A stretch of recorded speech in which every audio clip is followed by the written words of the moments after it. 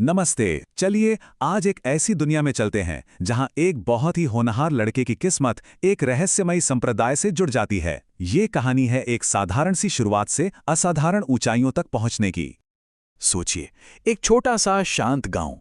वहां एक लड़का है जिसका भविष्य, उसकी किस्मत किताबों और स्याही से लिखी जानी थी।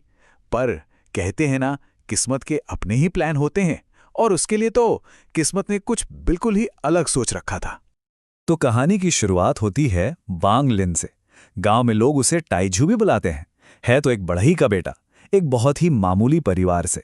लेकिन लड़का बहुत होशियार है और एक बहुत ही साधारण सी जिंदगी जी रहा है। अब ये जो वांग लिन है ना, उसकी समझदारी के चर्चे तो पूरे गांव में है। लेकिन इस होशियारी के साथ साथ उसके कंधों पर अपने परिवार की उम्मीदों का एक बहुत बड़ा बोझ भी है। मतलब वो सिर्फ एक लड़का नहीं है, वो अपने पूरे परिवार का भविष्य है। उसके माँ बाप के लिए तो कामयाबी का बस एक ही मतलब था कि वांग लिन जिला परीक्षा पास कर ले और एक सरकारी विद्वान बन जाए। उनकी आंखों में एक इज्जत की जिंदगी जीने का बस यही एक तरीका था। और उसके पिता की ये शब्द, ये सिर्फ एक सलाह नहीं थी, ये एक तरह की दुआ थी, एक प्रार्थना। बात सिर्फ एक इम्तिहान पास करने की नहीं थी, बात थी उस जिंदगी से निकलने की जिसमें वो खुद फंसे हुए थे। वो बस ये चाहते थे कि उनका बेटा इस गांव की हदों से कहीं आगे निकले। और फिर ठीक तभी एक ऐसे मेहमान की एंट्री होती है जिसके आने से वांग लिन की दुनिया हमेशा के लिए बदल जाती है। उसकी किताबों और इम्तिहानों वाली शांत जिंदगी अब एक ऐसे मोड़ पर आने वाली थी जिसके बारे में उसने कभी सोचा तक नहीं था।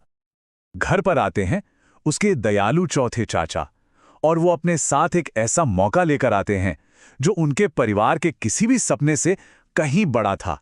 ये मौका किताबों और स्याही की दुनिया से बहुत बहुत बड़ा था। और यहीं कहानी में एक नया शब्द आता है, इमॉर्टल, यानी अमर। ये हैं कौन आखिर? चाचा बहुत सीधे साधे शब्दों में समझाते हैं, वो लोग जो आसमान में उड़ सकते हैं, जिन्हें हम जैसे आम इंसान कभी समझ नहीं सकते। बस ये सुनते ही वांग लिन की दुनिया में मानो एक नया दरवाजा खुल गया। अमर, आखिर ये क्या थे? ये सवाल सिर्फ वांग लिन के दिमाग में नहीं घूम रहा था, बल्कि किसी के भी मन में आ सकता है। अमर होते क्या हैं ये?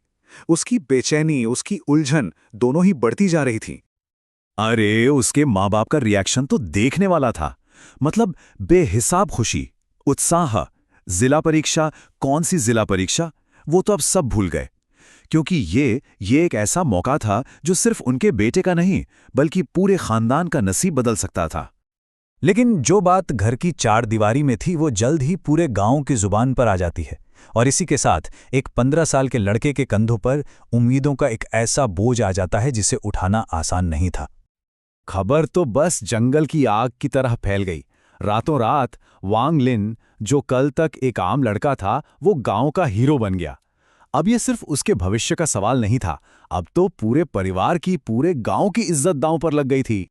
और उसके पिता, उनके चेहरे की खुशी, वो सिर्फ गर्व नहीं था, वो एक जीत थी। सोचिए, जिन रिश्तेदारों ने उन्हें सालों तक नीची नजरों से देखा, आज वही लोग उनके सामने सिर झुका रहे थे। शायद ये पल उनकी जिंदगी की सबसे बड़ी कामयाबी थी। पर इस खुशी के माहौल में एक चुनौती भी सामने आती है। वांग लिन का चचेरा भाई वांग जुओ, जमीन आसमान का फर्क है दोनों में। एक तरफ वांग लिन सीधा साधा मेहनती, और दूसरी तरफ वांग जुओ घमंड से चूर। छोटे मूर्ख, तुम्हारा सिलेक्शन नहीं होगा, तुम इस लायक ही नहीं हो। ये शब्द किसी तीर की तरह दिल में जा लगते हैं।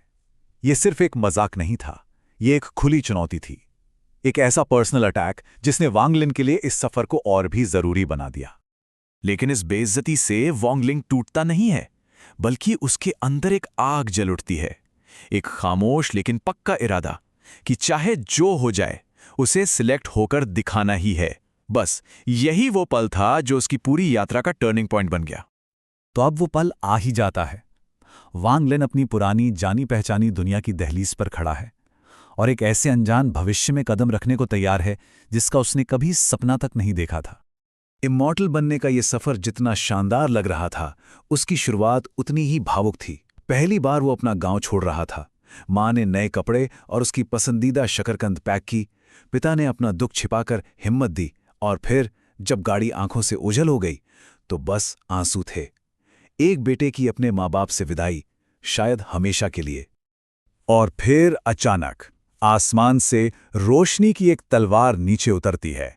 हैंग्यू संप्रदाय का इमॉर्टल सामने खड़ा था, एक ऐसी हस्ती जिसकी ताकत और शान इस दुनिया के लोगों की समझ से बिल्कुल परे थी। हवा में एक अजीब सी खामोशी और एक हल्का सा डर, सब कुछ ठहर सा गया था। जरा उस पल के बारे में सोचिए।